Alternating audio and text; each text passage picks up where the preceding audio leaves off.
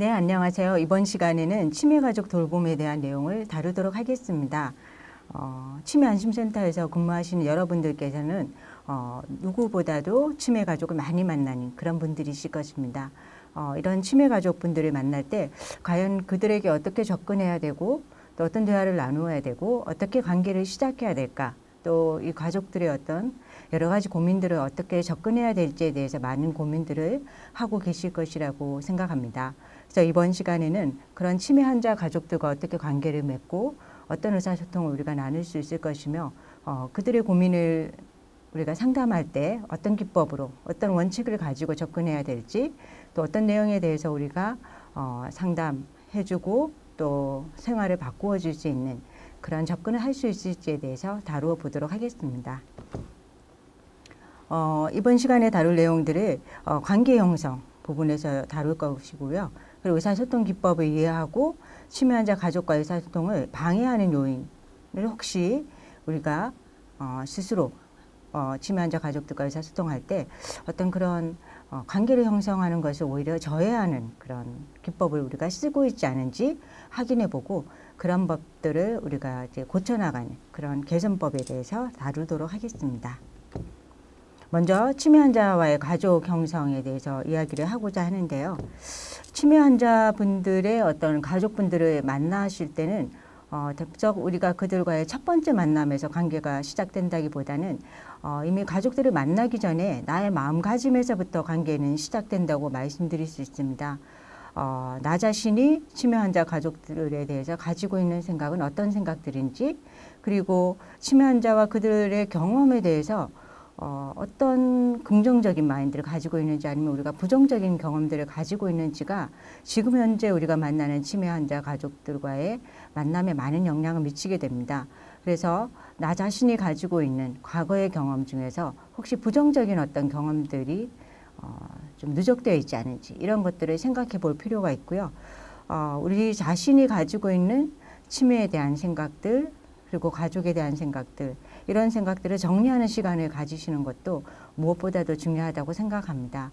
내가 치매안심센터에서 근무하면서 치매 환자 가족들을 어떤 방식으로 도와주길 원하고 있는지, 나 자신이 그들에게 먼저 다가가려고 하는 그런 오픈된 마음가짐을 가지고 있는지를 점검해 보는 것이 중요합니다. 그리고 또 한 가지 여러분들께 꼭 강조해서 말씀드리고 싶은 것은, 첫 만남에서 우리가 얼마나 긍정적인 만남을 가지고 또 신뢰관계를 잘 형성하느냐가 나머지 관계를 잘 이끌어 나가는 데 굉장히 중요합니다. 그래서 이 첫 만남에서 좋은 인상을 주고 서로가 신뢰를 가지는 그런 긍정적인 접점을 마련하는 그런 기회를 가지시기를 꼭 부탁드리고 싶습니다. 가족과의 첫 번째 만남은 사실 누구나 좀 선뜻 다가가기 힘들 수도 있고요. 또 가족들이 가지고 있는 여러 가지 힘든 상황들 때문에 우리 스스로도 이 가족들에 대해서 어떤 마음속의 부담을 가지고 있을지도 모르겠습니다. 하지만 무엇보다도 이 가족들은 도움이 필요하기 때문에 왔기 때문에요. 여러분들은 이 가족들에게 친밀감과 공감대를 형성할 수 있는 그런 신뢰관계를 가지려고 많은 노력을 하시고요. 그리고 가족들이 가지고 있는 기존의 어떤 의사결정의 원칙이라든지 방법, 그들만의 어떤 문화를 무시하거나 우리의 방식을 강요하기보다는 우선은 첫 만남에서는 이야기를 많이 들어주시는 시간을 좀 가졌으면 좋겠습니다.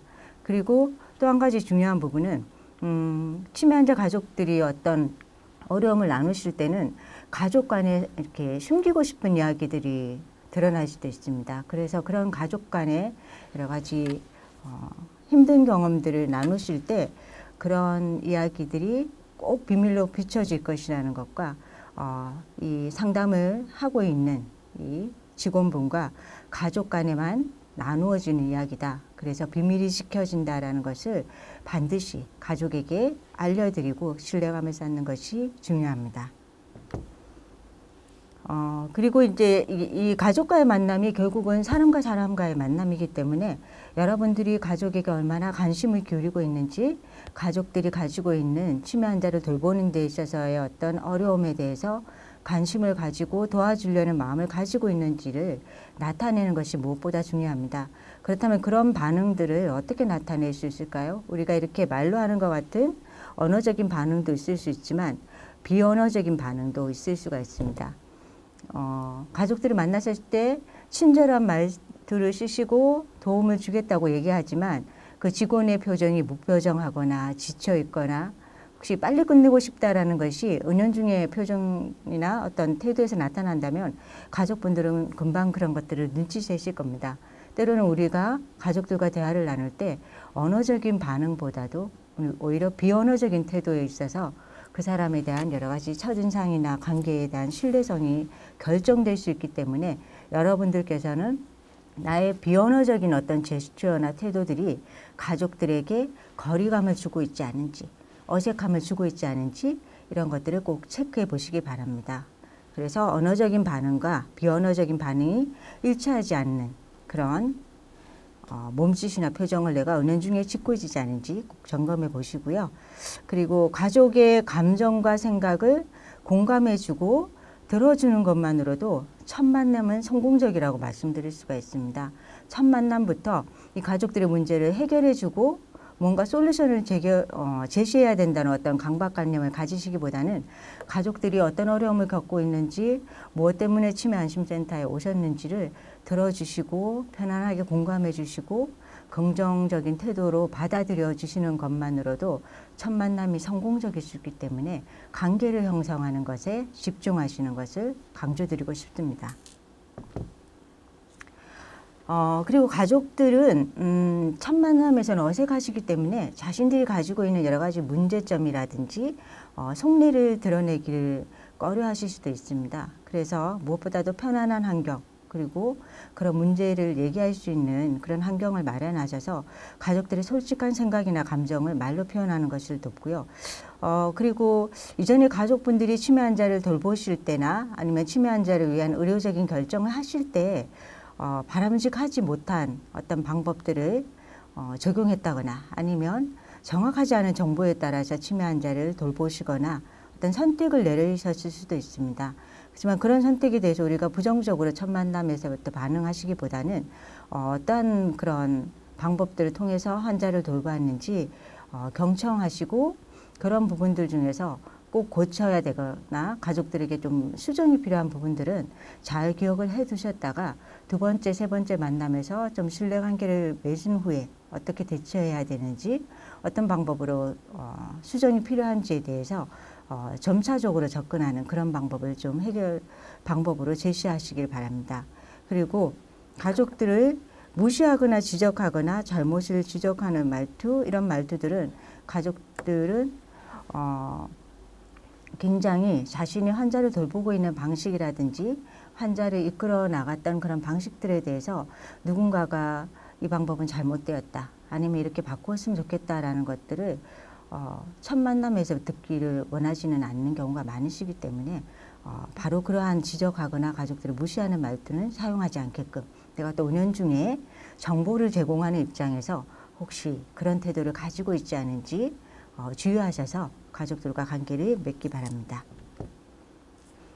두 번째, 가족들과의 어떤 관계에서 가족 상담의 원칙에 대해서 몇 가지 말씀드리고자 합니다. 구체적인 어떤 상담의 기법을 적용하기 전에 우선 우리가 반드시 꼭 지켰으면 좋겠다라고 생각되는 원칙들이 있는데요. 각각의 원칙들을 하나씩 말씀드리겠습니다. 앞서도 제가 강조해서 말씀드린 부분이 바로 관계 맺기입니다. 신뢰관계를 맺고 서로가 서로를 가깝다고 느끼는 그 친밀한 개인적인 접촉, 개인적인 관계를 맺으려고 먼저 노력하시는 것이 참 중요하다고 생각되고요. 또 한 가지 저희가 치매 환자 가족들을 만날 때 정말 돕고 싶은 마음에서 가족들을 문제를 해결해 주고 싶은 마음에서 이 상담이 이루어지다 보면 가족이 굉장히 과거에 있었던 여러 가지 힘든 일까지 다 줄줄이 이제 해결해 주게 되는, 해결해 주고자 하는 그런 상황까지 접촉하는 경우가 있습니다. 예를 들면 과거에 부부관계가 아주 좋지 않았다든지 아니면 과거에 또 아들이 교통사고를 당해서 너무 힘든 일을 겪었다라든지 이런 가족의 치매 환자를 돌보는 일과는 직접적인 관련이 없는 일까지도 여러분들이 상담자로서 듣게 되거나 여러 가지 어려움을, 고충을 듣게 되시면 여러분들의 어떤 해결해 줘야 될 일들이 눈덩이처럼 이렇게 불어난다는 느낌을 받으실 경우가 종종 있으실 것입니다. 그렇기 때문에 지금 치매 안심센터에서 여러분들이 가족들을 만나는 이유는 어떻게 하면 치매 환자를 좀 더 잘 돌볼 수 있을 것인지가 중요한 그런 초점입니다. 그래서 첫 만남과 여러 가지 가족들과 만남을 가지실 때 여러분들의 역할은 어디까지나 치매 환자를 잘 돌보고 가족들이 치매와 관련된 여러 가지 문제가 있을 때 도움을 드릴 수 있다는 점을 좀 더 명확히 하시는 것이 여러분들이 어떤 가족과의 관계에서 서로가 너무 과한 기대를 가지거나 또 과한 부담을 느끼는 것을 예방할 수 있을 것이라고 생각됩니다. 또 한 가지 여기 따라가기와 이끌어가기의 균형을 맞추어라 라는 얘기를 적었는데요. 따라가기는 주로 누가 따라가야 될까요? 치매 환자 가족들이 우리에게 무언가 요구를 하거나 무언가 이끌어 나가고자 하는 부분이 반대로 있을 수도 있고요. 또 우리가 치매 환자 가족들이 이러한 방향으로 갔으면 좋겠다라고 생각하는 그런 방향들이 있기 마련입니다. 그러면 우리는 어떨 때는 치매 환자 가족들이 요구하시는 부분, 그런 부분을 좀 따라가지고 또 어떨 때는 우리 치매 안심센터에서 원하는 방향으로 가족들을 이끌어 나가야 되기 때문에 적당한 수준에서 따라가지고 적당한 수준에서 이끌어 나가는 그런 균형을 잘 맞춰 주시는 것이 어떨 때는 가족분들이 내가 원하는 것을 안심센터 직원이 이렇게 충족시켜 주는구나 라고 만족하실 거고요. 또 어떨 때는 또 치매 안심센터 직원도 가족들을 바람직한 방향으로 정보를 제공하고 선택하게끔 도와드려야 되기 때문에 서로가 서로의 욕구를 충족하시는 그런 균형의 어떤 지점들을 찾아 나가시는 것이 중요합니다. 그리고 이렇게 가족분들을 만나면 여러 가지 정보를 드리고 싶고 도움을 드리고 싶은 마음에 안심센터의 직원분이 훨씬 더 많은 얘기를 하게 될지도 모르겠습니다. 하지만 앞서 계속 반복해서 말씀드렸지만 가족의 이야기를 들어주는 것만으로도 그 가족이 스스로 자신의 문제를 해결해 나갈 수 있는 힘을 얻게 되는 경우가 많기 때문에 두 사람 간의 대화에서는 사실은 가족분이 훨씬 더 많은 이야기를 하는 시간을 할애해 드리는 게 중요하다. 그래서 혹시나 중간중간 내가 너무 많은 얘기를 하고 있지 않냐, 내가 너무 많은 비중의 대화에서 비중을 차지하고 있지 않은지에 대해서 점검하시면서 가족들과 대화를 나누시기 바랍니다. 그리고 이런 경우도 자주 경험을 하시는데요. 가족분들이 많은 질문이 있으시거든요. 근데 치매 안심센터의 직원으로서 내가 모든 정보를 다 알고 있고 모든 것을 다 알고 있어서 가족들에게 척척박사처럼 답을 제시해 줄 수 있으면 좋겠지만 그렇지 않은 경우도 많이 있습니다. 내가 알고 있지 않은 의학적인 지식을 물으시거나 내가 알고 있지 않은 지역사회 자원을 물으실 때는 정확하게 내가 지금 이 자리에서 모르면 모른다고 대답하셔도 됩니다. 어떤 분들은 내가 지금 모른다고 얘기하면 가족분들이 좀 나의 전문성에 대해서 의심하지 않을까? 내가 좀 권위가 떨어지지 않을까? 이런 걱정 때문에 즉석에서 어떤 대답을 만들어내거나 잘못된 정보를 주게 되기도 하거든요. 그래서 그런 섣부른 정보를 주거나 옳지 않은 정보를 주는 것보다는 그 자리에서 모르는 것은 내가 지금 현재는 모른다. 하지만 잘 기억해 두었다가 아니면 메모해 두었다가 다음번 방문 때 알려드리겠습니다. 라고 얘기하시는 게 서로가 신뢰관계를 쌓는데 훨씬 더 바람직한 방향이다라는 것을 생각하시고 모든 것을 답해줘야 된다는 부담감을 내려놓으시기 바랍니다. 이 가족분들이 때로는 우리 안심센터의 직원들이 제시하는 선택의 어떤 방향이라든지 치료 방법이라든지 어떤 가족들에게 좋다고 생각되는 방법에 대해서 저항을 하실 때도 있을 것입니다. 그래서 이렇게 상담을 하시면서 이 가족이 지금 나의 어떤 가이드에 따라오지 않으시는구나. 뭔가 거부하는 그런 비언어적인 표현들이 나타나실 때는 잠깐 쉬시고 가족들의 얘기를 좀 듣는 시간으로 가지시는 게 너무 가족들 분들이 자신이 당장 받아들일 수 없는 어떤 해결책이라든지 방법을 강요받고 있다라고 생각되시면 그 다음 이제 상담에서 나오지 않으려고 하시거나 어떤 프로그램 서비스를 받는 것들에 대해서 거부하실 수도 있기 때문에 혹시 가족들에게서 저항이 느껴지지 않는지 이런 것들에 민감하게 이제 귀를 기울이시면서 상담을 하시면 좋겠습니다. 그래서 항상 지금 거의 비슷한 맥락에서 계속 강조해서 말씀드리는데요. 섣부른 문제 해결보다는 공감과 경청이 더 중요한 방법일 수 있다.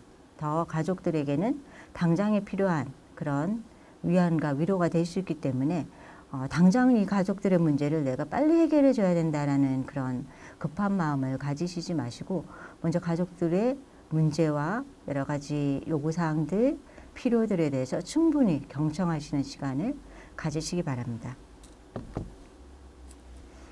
그래서 가족들이 말하는 거 자세히 듣는 것, 그리고 앞서도 말씀드렸지만 비언어적인 행동이 때로는 언어적인 표현보다 더 많은 이야기를 할 수 있기 때문에 가족들이 어떤 비언어적인 태도를 보이시는지 그들의 표정이나 몸짓을 주의해서 보시고요. 여러분께서 동의하시는 것과 공감은 다릅니다. 이게 무슨 말이냐 하면 가족들이 어떤 본인의 뜻이나 또 치매 환자의 관계에 있어서 나는 이런 식으로 하고 싶다는 희망사항을 얘기하실 때 뭔가 우리 전문적인 치매 안심센터 직원으로서는 도저히 동의할 수 없거나 그건 좀 잘못된 방법이다 라고 생각되는 게 있으실 수도 있습니다. 그렇다 하더라도 여러분들께서 가족이 가지고 계시는 어떤 희망사항이나 감정에 대해서 공감하는 것과 잘못된 것에 대해서 동의하는 것은 다르기 때문에 내가 지금 동의하지 않더라도 공감을 해드리는 것이 오히려 가족의 정서적인 안정과 당장의 어떤 위안 또 편안함을 느끼는 데는 도움이 될 수 있습니다. 그래서 공감은 하되 나중에 잘못된 정보에 대해서는 동의하지 않는 정보에 대해서는 추후에 교정해 드릴 수 있기 때문에 공감을 제외하고 동의하지 않는 행동을 먼저 보이시는 것은 오히려 친밀한 관계를 맺는 데 저해 요인이 될 수도 있다. 그래서 동의하는 것과 공감은 다르다라는 것을 분리하시기 바랍니다. 그리고 가족이 변화하는 것은 결코 간단한 문제가 아닙니다. 사람이 어떤 행동을 바꾸거나 그 가족의 문화를 바꾸거나 그 가족의 문제를 해결하셨던 그 과거에 쭉 축적되어 왔던 방법을 바꾼다는 것이 하루아침에 되는 것이 아니기 때문에 왜 이 가족은 내가 이렇게 하라고 안내를 해드렸는데도 불구하고 왜 매번 똑같은 문제를 가지고 오셔서 상담을 하실까? 왜 바뀌지 않는 걸까? 이렇게 조급해하지 마시고 좀 더 시간을 가지시고 마음의 여유를 가지시고 접근하시기 바랍니다. 이 긍정적 사고와 합리적 사고는 다르다. 이게 공감과 동의가 다른 것과 같은 얘기인데요. 가족들에게 긍정적 사고와 또 우리의 긍정적인 사고와 가족들에게도 긍정적 사고를 심어드리는 것과 이 일은 옳다, 이 일은 그르다를 얘기하는 건 조금 다른 얘기이기 때문에 상담을 하실 때 합리적 사고를 가지고 무조건 가족을 대하시기보다는 좀 더 긍정적인 사고를 가지고 가족을 대하시는 게 좀 더 가족들과의 친밀한 관계에는 도움이 되실 수가 있습니다. 가족들에게 심리적 평가를 하되 도덕적인 평가는 하지 않는다. 마찬가지입니다. 가족들의 문제를 얘기하시다 보면 이 가족이 이렇게 환자를 대하는 것이나 환자에 대해서 이런 돌봄을 제기하는 것이 또 이런 감정을 얘기하는 게 도덕적으로 잘못된 것이 아닌가? 이렇게 판단하기도 쉬우시지만 이제 그런 평가보다는 우리는 당장은 가족이 가지고 있는 감정에 대해서 이 감정을 지금 부정적인 감정을 가지고 있구나 아니면 슬픈 감정을 가지고 있구나 굉장히 화가 나는 감정을 가지고 있구나 이런 감정에 대한 평가가 상담에서는 좀 더 우선시 될 수 있다라는 것을 전제로 했으면 좋겠습니다. 그리고 가족이 가지고 있는 생각이나 감정, 행동을 마치 우리가 잘 알고 있다. 이때까지 접해왔던 가족들의 어떤 고정된 관념이나 생각을 가지고 가족들을 접하지 마시고 매 가족을 접하실 때마다 독특하다. 각각의 가족들은 서로 다른 어떤 문화와 가치와 반응들을 가질 수 있다는 그 독특성을 인정하시고 그 차이를 좀 받아들이시는 그런 개방된 좀 열린 마음을 가지는 게 상담을 하실 때 도움이 된다고 생각됩니다. 다음은 치매 가족과 상담을 하실 때 구체적인 기법에 대해서 말씀을 드리겠습니다. 먼저 앞서 계속 강조되고 있는 기법이죠. 바로 공감입니다. 사실은 친밀 가족과 이렇게 의사소통을 하거나 상담을 하실 때 이 공감만 잘하셔도 거의 뭐 70%의 상담은 성공적으로 이루어졌다라고 생각될 정도로 공감은 굉장히 중요한 부분입니다. 그래서 가족들에게 어떻게 하면 공감하는 상담 직원이 될 수 있을까? 이런 생각들을 많이 해주셨으면 좋겠는데요. 첫 번째는 가족의 말을 깊이 있게 경청하자라는 거고요. 두 번째는 비언어적인 행동을 통해서도 여러분들이 공감을 충분히 표현해 주시는 것. 눈빛을 맞추거나 아니면 고개를 끄덕여 드리거나 이제 맞장구를 쳐드리거나 이런 비언어적인 행동을 통해서도 가족들에게 공감하고 있다는 것을 계속 표현해 주시고요. 때로는 어떠한 상황 때문에 그러한 행동을 하시는 거군요. 그런 생각을 하시는 거군요와 같이 상대가 곁으로 드러낸 감정을 이해하고 있다라는 것을 한번 정리해 주시는 그런 멘트, 말을 해 주시는 것도 가족이 지금 직원이 나의 말을 굉장히 깊이 있게 경청하고 있고 공감해 주고 있구나라는 것을 알려주는 효과적인 방법 중에 하나입니다. 이 가족이 표현하고 있는 내용이나 감정 뒤에 숨겨진 감정을 알고 공감을 해주는 게 훨씬 더 깊이 있는 공감입니다. 단순히 그래서 기분이 나쁘셨군요. 그래서 기분이 좋으셨군요.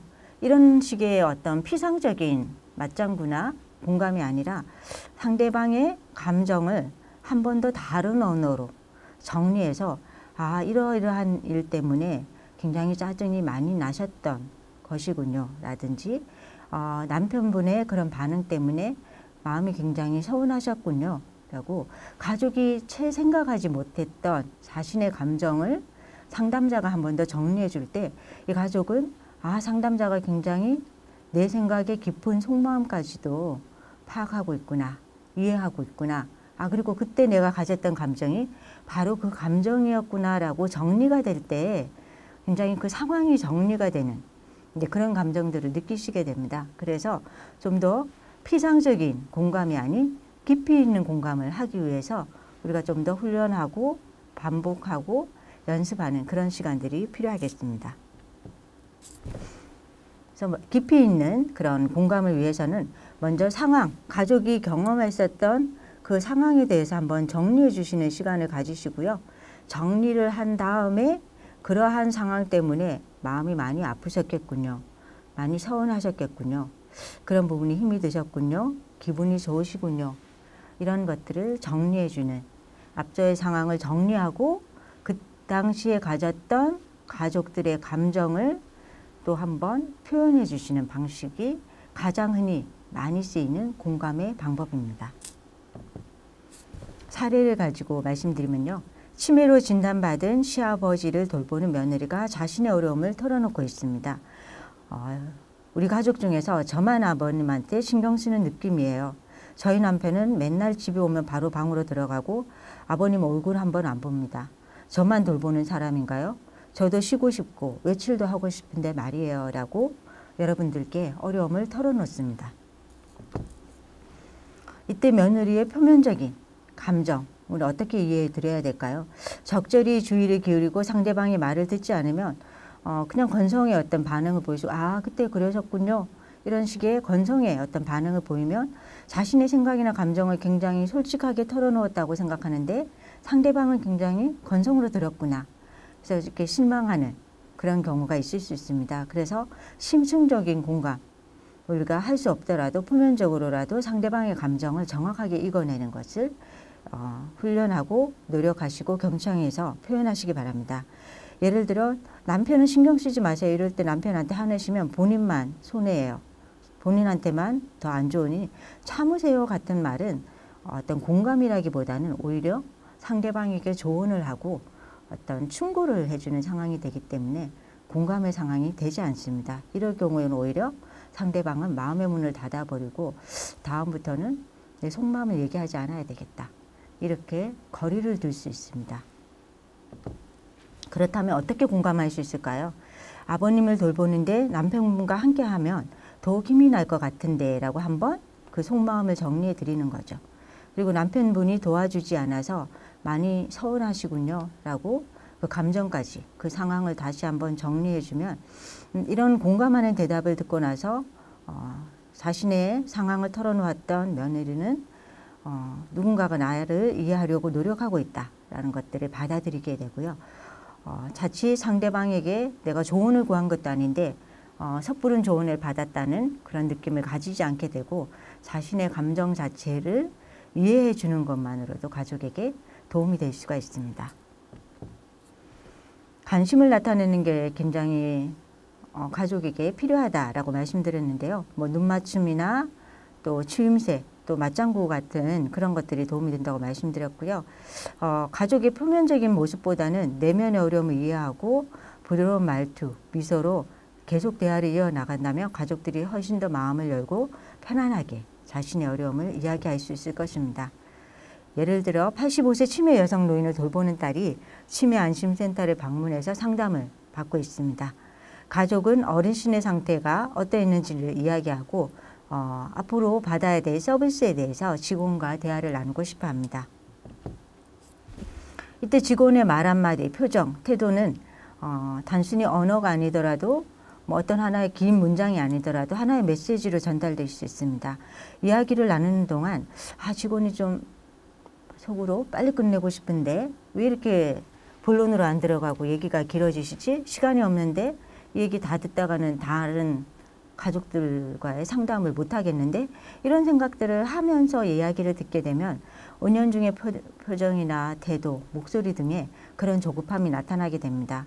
따라서 그런 나 자신의 마음속에서의 어떤 비언어적인 표현들이 나타나지 않게 주의하시고 프로그램을 마치고 난 후에도 가족들과 인사를 나눌 때 혹 가족들이 궁금한 점은 없었는지 더 필요한 사항은 없는지 항상 관심을 가지고 이야기를 들어주려는 자세를 유지하시는 게 좋을 것 같습니다. 특히 치매안심센터에서 상담을 담당하시거나 가족들의 고충을 들어주는 역할을 하실 때는 굉장히 많은 가족들이 비슷한 얘기를 하는 것 같은 느낌을 받으실 거예요. 그러면 그 얘기들을 듣는 직원도 본인도 모르는 사이에 지치는 경우가 많거든요. 그러면 이제는 좀 이런 이야기를 듣는 게 난 좀 지겨워. 아니면 너무 똑같은 얘기들을 하시는구나. 항상 왜 좋지 않은 얘기만 하시지? 이런 생각들을 가지고 있다면 그런 생각들이 나타날 수도 있다는 거죠. 그래서 우리가 그런 생각들을 가지고 있다면 나 스스로 어떤 생각을 다른 직원들하고 좀 얘기를 나누시면서 그런 감정들을 좀 환기시키고 나서 가족들을 만나는 것도 좋은 방법이 될 수 있을 것 같습니다. 조언이나 정보를 제공하게 되기도 하는데 앞서 가족들에게 공감을 하시는 게 좋다. 어떤 조언을 하실 때는 조금 관계를 맺고 나서 하시는 게 좋다라고 말씀을 드렸는데요.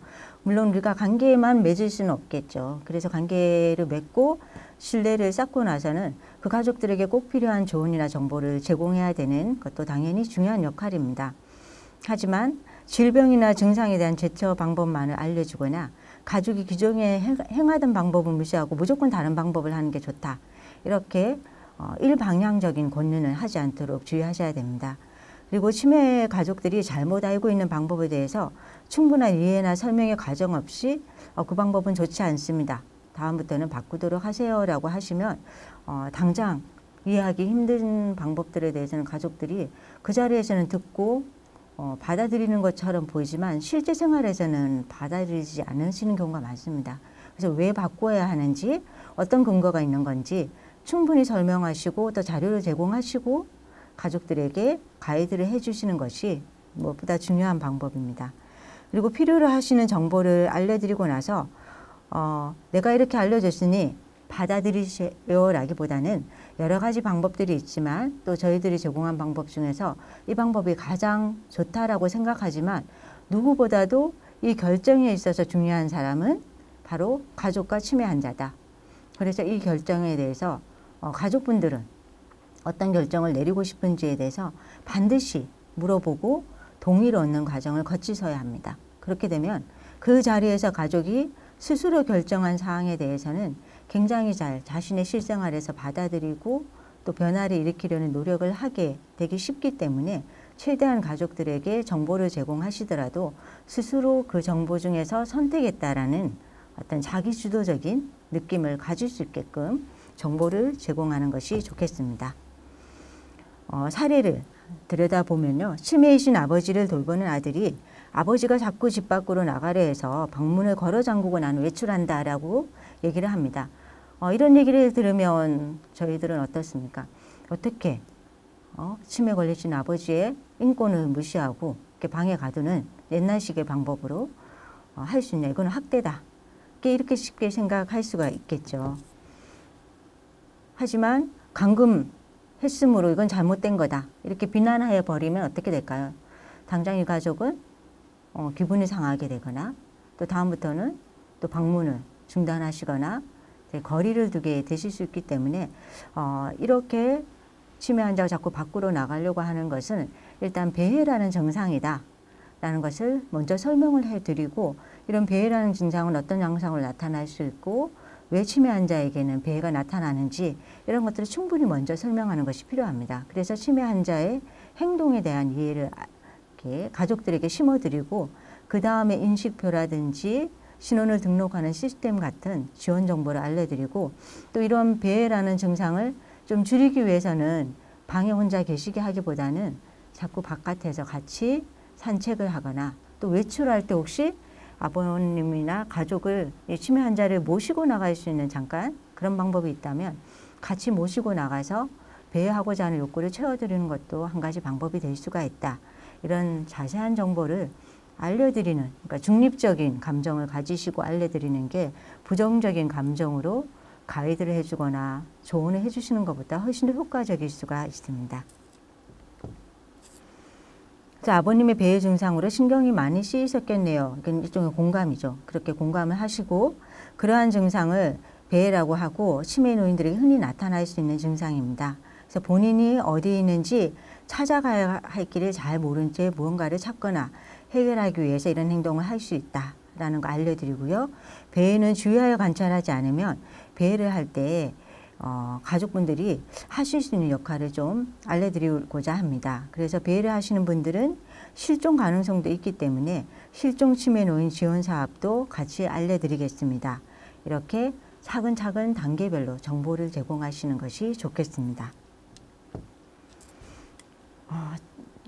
치매 환자 가족은 참 이렇게 힘들고 매일매일 치매 환자를 돌보는 상황에서 불안한 마음, 지친 마음을 가지고 오시기가 쉽습니다. 그런 가족들에게 무엇보다 큰 힘이 되는 게 바로 칭찬인 것 같아요. 지금까지 치매 환자를 가정에서 돌보신 거는 무엇보다도 잘하신 일이다.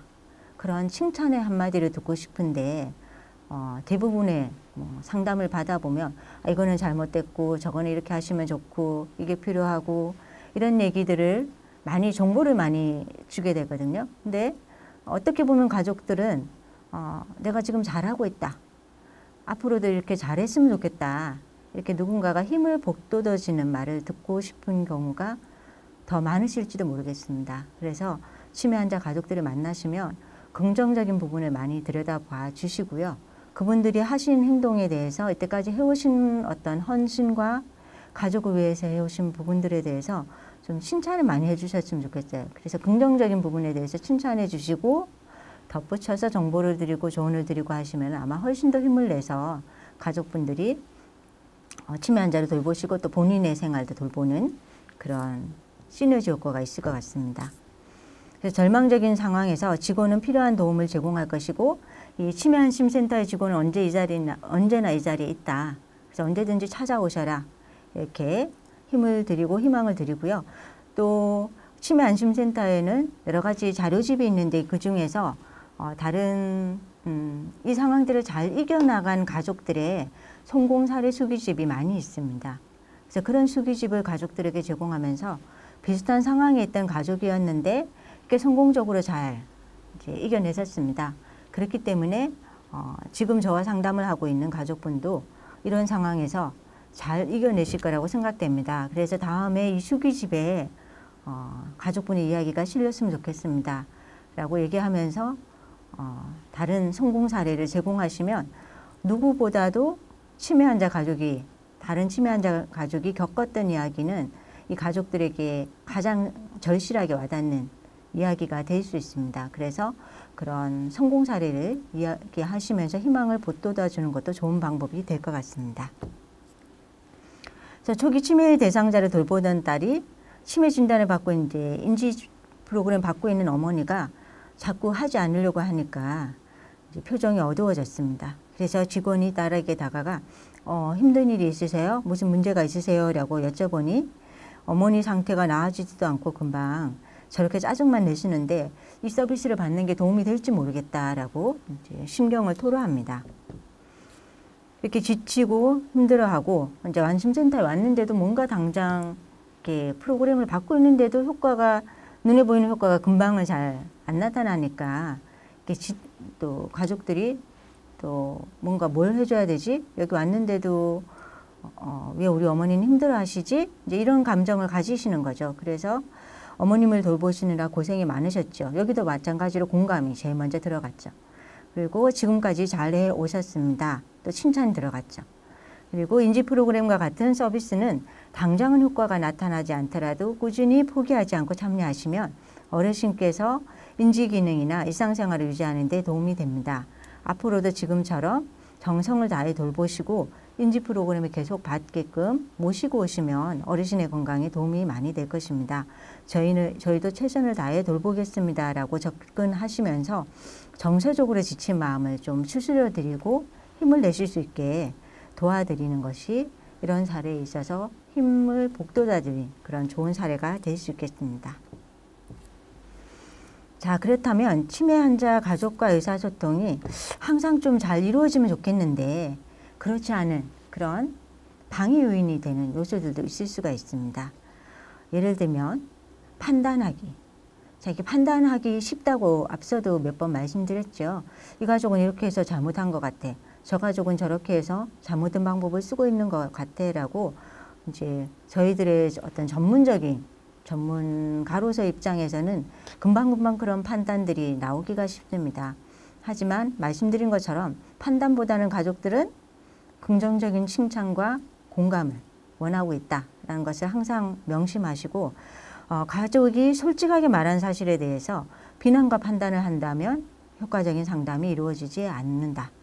비난받거나 동의를 얻지 못하면 사실에 대해서 말을 꺼내놓는 것 자체가 차단될 수 있기 때문에 충분한 신뢰관계를 맺는 것에 좀 더 중점을 두시고 공감하시는 것에 중점을 두시고 정말 꼭 이 가족에게서 고쳐야 되는 부분이라고 생각되신다면 좀 더 중립적인 자세로 아까 말씀드린 공감, 칭찬, 상황을 정리하는 과정들을 거치신 다음에 여러 가지 자세한 정보를 이유를 덧붙여서 근거를 덧붙여서 자료와 함께 제공하시는 게 좋겠습니다. 따져 묻기라고 얘기를 했는데요. 물론 상담을 제공하는 직원들은 따져 묻고 싶은 마음에서 묻지는 않으셨을 겁니다. 좀 더 가족의 상황을 잘 알고 싶어서 물으셨을 수도 있는데 또 어떤 가족들은 이렇게 왜 이렇게 꼬치꼬치 묻지? 내가 뭔가 잘못한 것에 대해서 약간 거부적인 반응으로 이 직원이 계속 질문을 하는 건가? 이렇게 생각하실 수 있는 상황이 될 수도 있습니다. 그래서 왜요?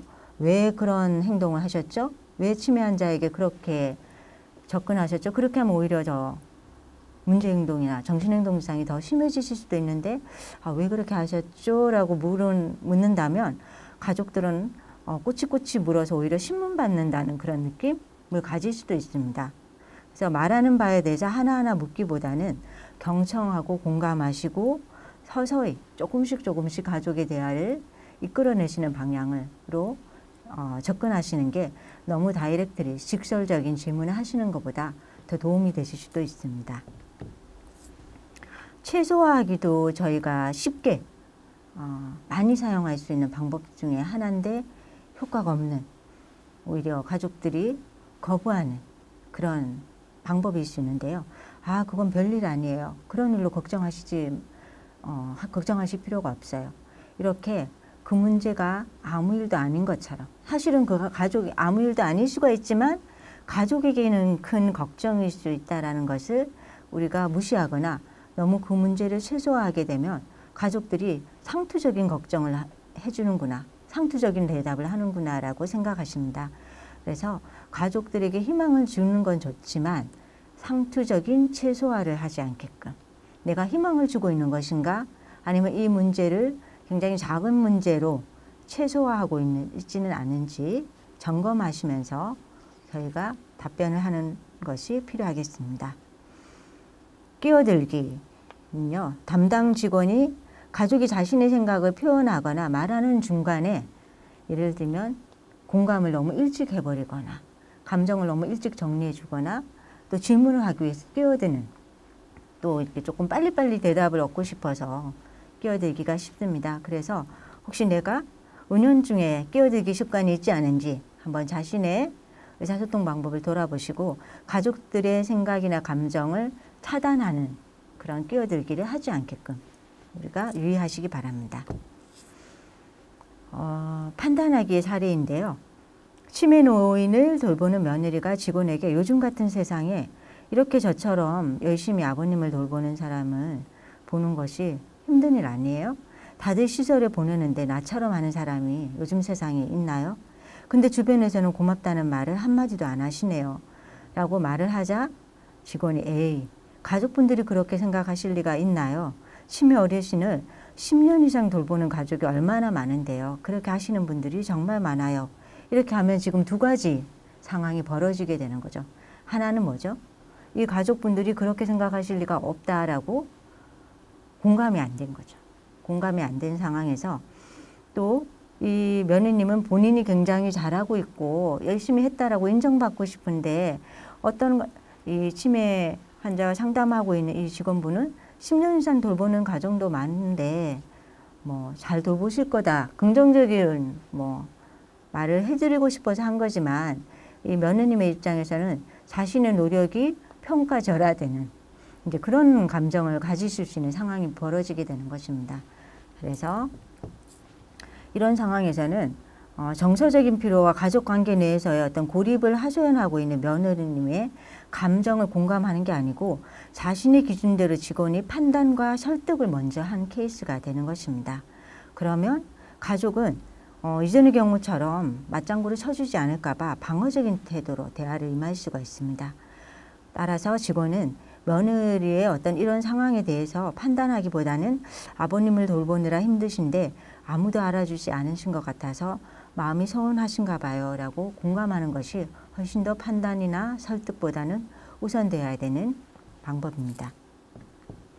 자, 이제 치매 가족의 지금까지는 치매 가족이 환자를 돌보는 것과 관련된 상담이었다면 우리가 또 제공해 드려야 될 상담 중에 중요한 부분이 치매 환자를 돌보는 가족이 자신을 어떻게 돌볼 건지 자기 돌봄 환자뿐만 아니라 치매 환자 가족의 생활도 중요하죠. 그들의 생활을 어떻게 돌볼지에 대해서 저희가 상담을 해 드려야 되겠죠. 그래서 가족을 위한 바람직한 생활 태도는 어떤 것이 있을까?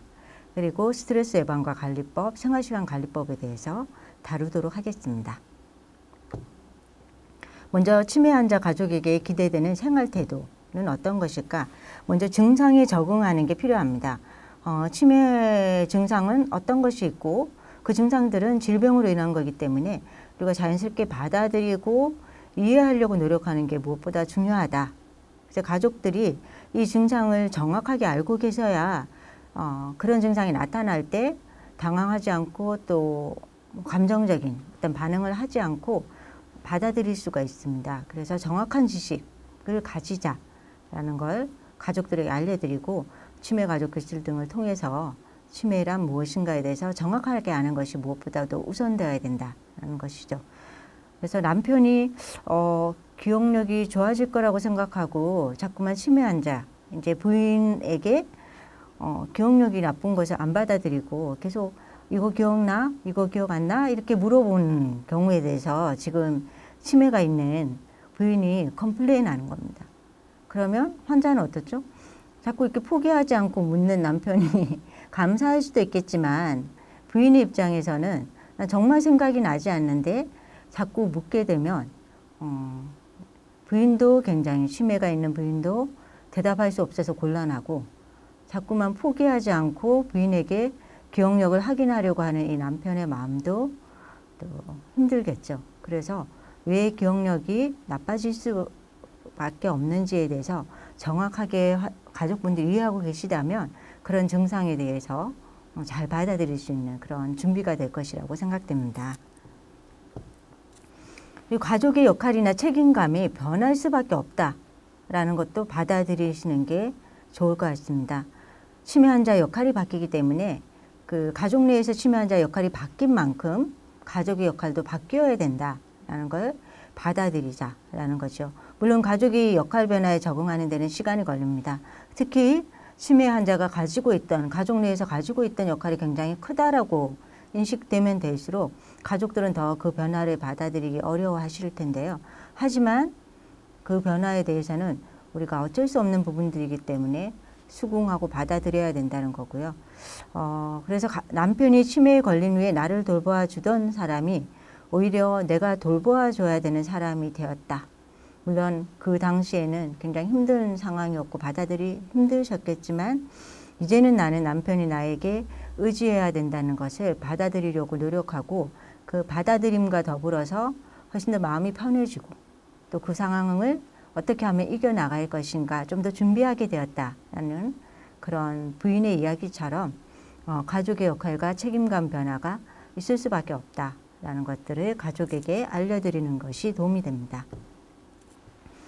자녀와의 관계, 특히 치매 환자가 이제 부모일 때 그 자녀들도 힘든 점이 있을 거고요.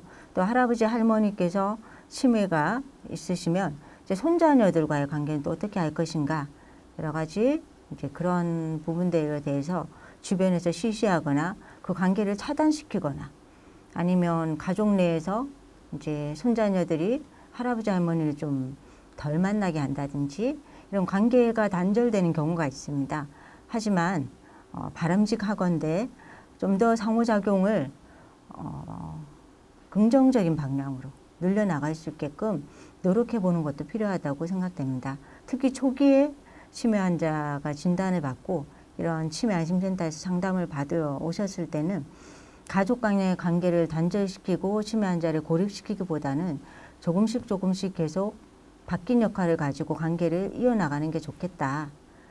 예를 들면 치매 진단을 받은 할머니가 본인은 이제 치매 진단을 받았지만 물론 초기에 이런 인터뷰를 하셨겠죠. 손주들은 여전히 내가 책을 읽어주는 것을 좋아하고 나도 아이들 책을 보는 게 쉽고 재밌어서 너무 좋다 라고 얘기를 하신 경우입니다. 그래서 무언가 같이 할 수 있는 활동이 있다라는 것을 저희들이 알려드리고 이제 관계를 단절하지 말고 다른 방법으로 계속 이어나갈 수 있다라는 걸 가족들에게 교육시켜 드리는 것도 필요합니다. 독립적인 생활에서 가족의 팀워크로 바꿔야 된다. 물론 치매 진단을 받기 전에는 치매가 이제 부인과 남편의 관계로 자녀들에게 굉장히 도움을 받지 않는 독립적인 생활을 하셨을 수도 있고요. 내일은 내가 알아서 하던 그런 치매 환자였을 수도 있습니다. 하지만 치매라는 진단을 받고 나서는 어쩔 수 없이 가족들이 서로가 서로에게 도움을 줘야 된다는 것을 받아들이고 특히 주부양자 혼자서 모든 부담을 지고 이 어려움을 겪어나가는 것이 특히 우리나라 문화에서는 많이 일어납니다. 나 혼자 희생하면 되지 뭐 다른 가족까지 힘들 필요가 뭐가 있나 라고 생각하시고 이제 뭐 부인 혼자서 아니면 남편 혼자서 그 모든 어떤 어려움들을 끌고 나갈 때 오히려 극단적인 선택을 하게 되거나 부양부담이 극심해지는 경우가 많습니다. 그래서 이 치매 환자가 있을 때는 가족이 팀워크를 이루고 서로가 역할을 나눌 때 오히려 더 부담이 적어질 수 있다는 것을 초기에 좀 받아들이시고 초기에 역할을 빨리 나누시면 가족 치매 환자의 어떤 증상이 더 심해지시더라도 가족들이 겪는 부담들이 혼자서 겪는 것보다는 훨씬 더 적을 수 있습니다. 그래서 초기부터 솔직히 가족들이 서로의 어려움을 받아들이고 감정도 나누고 두려움이나 슬픔, 분노 이런 것들을 서로가 서로에게 솔직히 나누고 숨기지 말고 나누고 팀워크를 이루자. 하나의 팀이다. 우리는 같이 어려움을 겪지만 이제 헤쳐나갈 수 있다라는 이런 것들을 나눌 수 있게끔 누군가가 조언을 해주면 참 좋겠습니다. 그래서 치매 환자를 돌보는 한 딸이 하신 얘기인데요. 어머니를 돌보면서 가족끼리 사이가 우리는 오히려 좋아졌습니다. 어머니에게 잘 해드리는 것이 제가 받은 것을 돌려드린다는 생각을 하게 되었고, 다른 가족들도 제가 이렇게 어머니를 잘 돌보고 있는 것에 대해서 고마움을 표시하고 오히려 이전보다 더 가족들이 서로를 소중하게 여기게 되었다. 이런 경우를 얘기를 하신 케이스입니다. 그래서 치매가 한 가족을 무조건 힘들고 절망적인 상황으로 가져갈 수 있다라는 어떤 고정관념을 깨고 이 치매를 통해서 가족들이 서로의 소중함과 의미를 더 깊이 있게 생각하는 계기가 될 수도 있다. 이렇게 받아들이는 것이 가족에게 필요한 생활태도입니다. 그리고 가족의 삶은 환자를 돌보는 일만을 위한 것은 아니다라는 거죠. 아까도 말씀드렸지만 한 사람이 책임지고 치매 환자를 돌보고 난 사람 희생하겠다 이렇게 살아갈 수는 없는 거라는 거죠. 그 사람의 인생도 있고 치매 환자의 인생도 있고 또 다른 가족들의 인생도 있기 때문에 한 사람 한 사람의 인생을 다 생애를 다 우리가 소중하게 생각하는 마음이 필요하다고 생각됩니다. 그래서 누구나 다 치매 환자를 돌보는 이런 입장에 있는 가족들은 충분하게 휴식을 하셔야 되고 본인이 필요한 휴식을 당당하게 다른 사람에게 요구할 수 있는 그런 가족이 되어야 되겠습니다. 그리고 치매 환자를 돌보는 가족이 행복해야 치매 환자도 행복한 삶을 누릴 수가 있습니다. 가족이 힘들고 짜증나고 피곤하면 치매 환자를 돌볼 때도 마찬가지로 은연중에 표시하게 되고 화를 내게 되기 때문에 또 그러면 치매 환자는 또 불안해지고 정신행동증상이 더 심해질 수가 있고 이렇게 악순환을 겪게 되기 때문에 행복한 가족이 행복한 치매 환자를 만든다라는 것을 가족들에게 알려드리고 쉬는 것에 대해서 좀 제의식을 가지지 않으셨으면 좋겠어요. 이제 치매 환자 돌보는 가족분들 중에 특히 주부양자 역할을 하시는 분들이 이렇게 환자가 이렇게 힘든데 내가 휴식을 가지는 게 말이 되냐, 내가 놀러 가는 게 말이 되냐, 내가 취미생활을 하는 게 너무 미안하다 이렇게 생각하시는 분들이 있으세요. 근데 다시 말씀드리지만 행복한 가족이 행복한 환자를 만든다. 그래서 누구나 다 행복을 누릴 권리가 있다라는 것들을 가족들에게 알려주실 필요가 있습니다. 치매 환자 가족들의 스트레스 관리를 위한 여러 가지 방법들 계속 반복해서 말씀드리지만 충분히 휴식하셔야 되고 또 숙면을 취하셔야 되고 본인의 어떤 생활 패턴을 잘 규칙적으로 이끌어 나가시는 것이 좋고요. 또 가족들의 역할을 반드시 나누어야 된다는 거, 그리고 가족들의 역할을 나누었음에도 불구하고 부담이 많다라고 생각되시면 외부 서비스를 적극적으로 받으시라는 겁니다. 특히 지금은 좀 더 외부 서비스를 받는 것에 대해서 오픈된 마음을 가지고 계신데 좀 더 과거의 경우를 보면 우리 환자를 다른 외부의 시설에 맡기거나 주간보호센터에 보내거나 하는 것이 굉장히 미안하다. 환자가 그런 외부 서비스를 받는 게 내가 환자를 버리는 거 아니냐. 또 이런 생각을 가지시는 가족들도 많으셨어요. 하지만 이런 외부 서비스는 가족 간의 역할을 나누는 것처럼 가족과 또 공적인 서비스가 역할을 나누는 것이기 때문에 어디까지나 나의 책임을 방치하거나 내려놓는 게 아니다.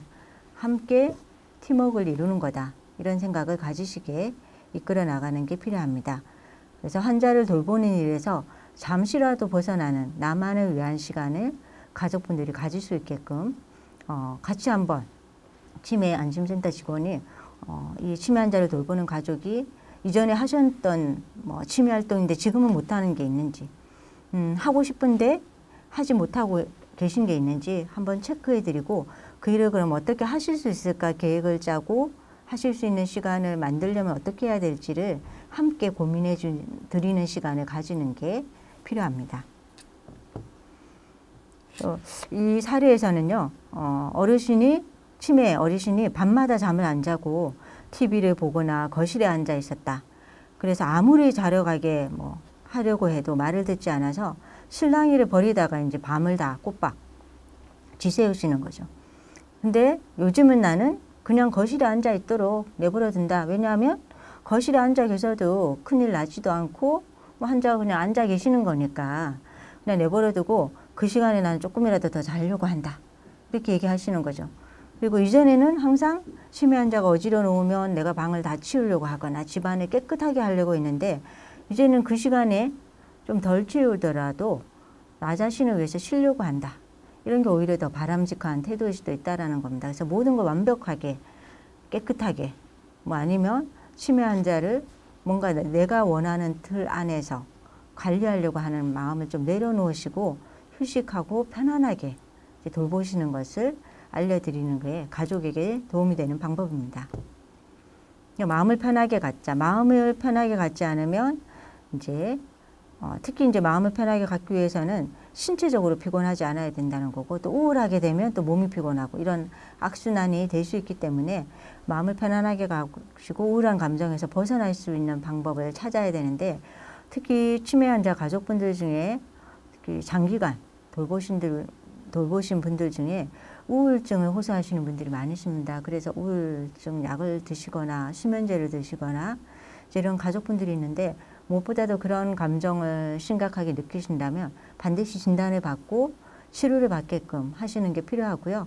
또 그런 우울한 감정까지 가지 않게끔 뭔가 자신만의 우울증 해소 방법을 적극적으로 찾으실 수 있게끔 도와드리는 게 필요합니다. 그럼 마음을 편하게 갖는 방법 중에 하나는 나쁜 감정을 가지고 있을 때는 표현하라는 거죠. 예를 들면 치매 환자의 행동 때문에 환자가 너무 뭐 밉게 생각될 수도 있고 다른 가족이 미울 수도 있고 그냥 화가 날 수도 있고 뭐 죄책감을 느낄 수도 있고 이런 여러 가지 감정들이 있을 것입니다. 그렇다면 그런 감정들을 혼자서 삭히지 말고 집에 있는 사람들, 지인들, 친구들에게 얘기를 하거나 내가 주변에 있는 사람들 중에 마음을 터놓을 사람이 없다. 그러면 치매 안심센터라도 오셔서 직원에게 좀 얘기를 하시고 또 치매 가족 지지 모임들이 있기 때문에 그런 가족 모임에 오셔서 내 마음을 이해하실 수 있는 사람들에게 그런 얘기를 하시는 시간이 굉장히 중요하다라는 걸 가족들에게 알려드리고요. 그래서 여기도 보면 매주 최소한 친구 혹은 친지 3명과 꼭 대화를 나누어라. 이제 이게 누군가 나의 마음을 이해해 줄 수 있는 사람에게 내 감정을 털어놓는 것이 우울한 감정으로 빠지지 않는 중요한 방법 중에 하나이기 때문입니다. 그래서 그런 것들을 털어놓을 수 있는 시간을 가지고 뭐 운동이나 요가, 명상, 유한요법, 심상요법 굉장히 우리가 우울한 감정을 피하기 위해서 전형적으로 얘기하는 방법이라서 아마 가족분들에게 이렇게 얘기하면 내가 그런 거 할 시간이 어딨냐. 옛날에도 안 했는데. 옛날에 안 하셨더라도 오히려 지금은 더 적극적으로 하셔야 될지도 몰라요. 일종의 예방약 같은 거죠.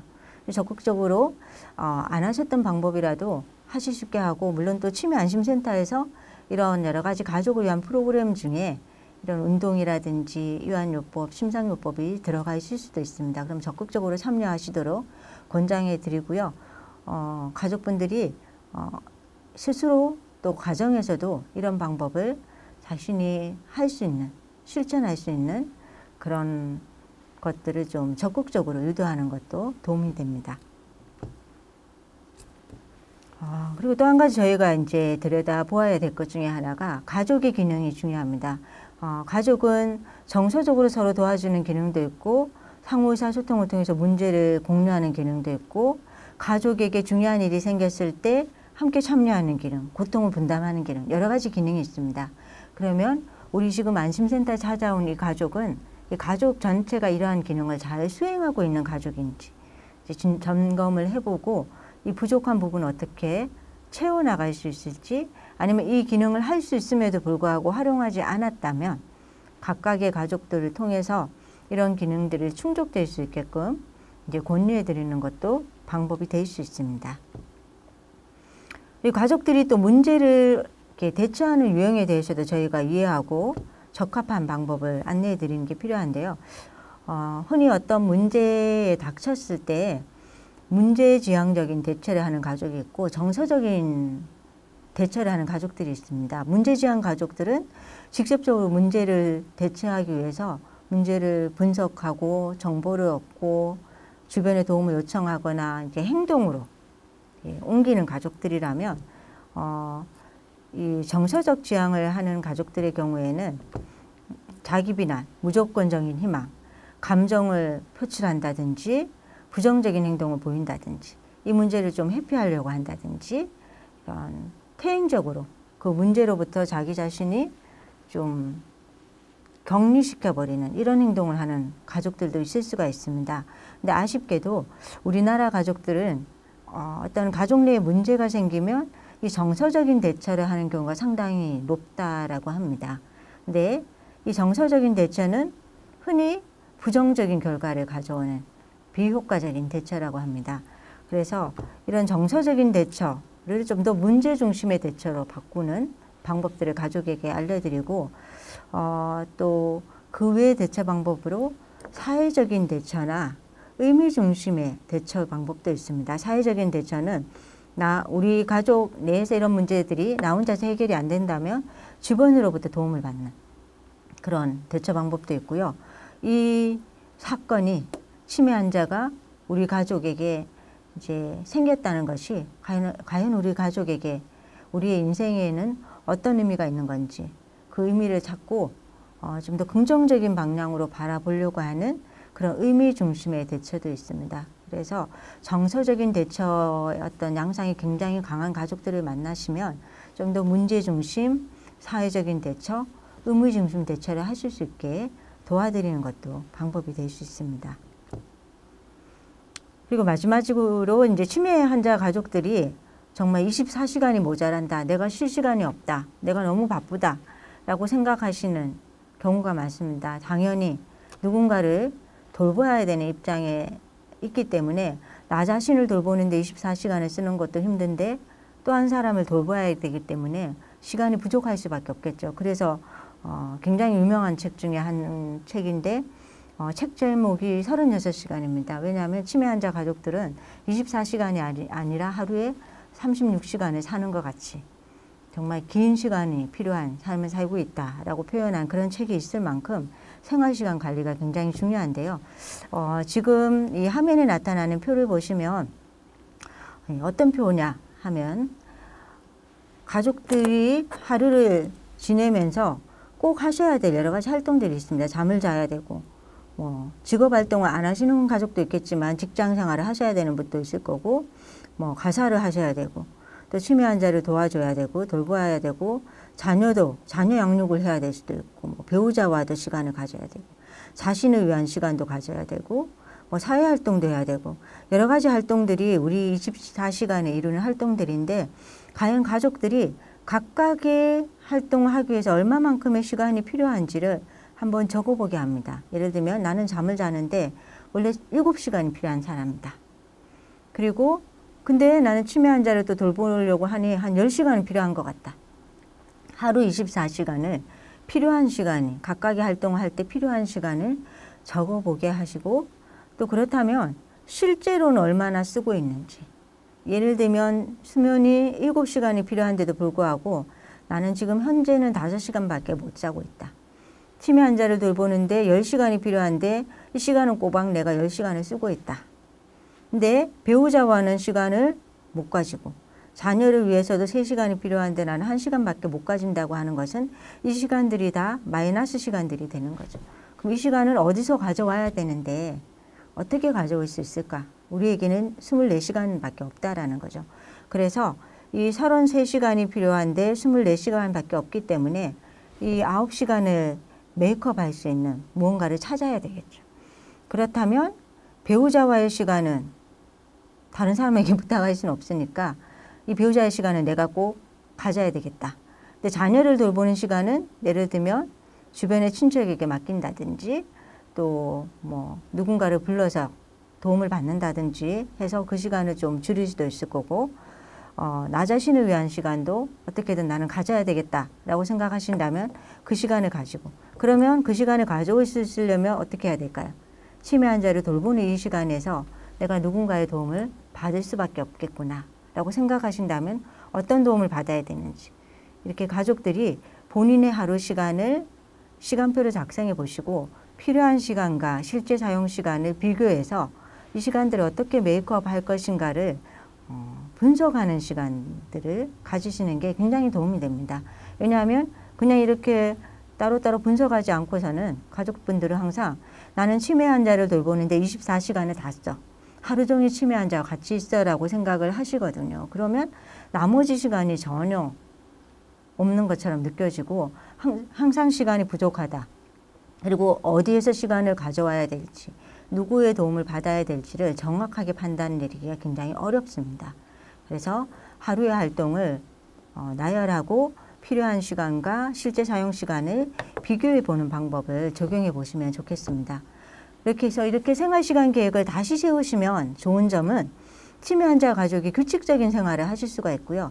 규칙적인 생활을 하면 치매 환자에게도 굉장히 도움이 됩니다. 치매 환자는 불규칙한 생활이나 예측 불가한 상황들을 굉장히 힘들어 하시기 때문에 규칙적인 생활을 하게 되면 치매 환자의 증상도 굉장히 완화되는 것을 보실 수가 있고요. 환자의 하루 일과가 규칙적으로 이어지면 환자분이 하루를 기억하는 데도 도움이 되는 거죠.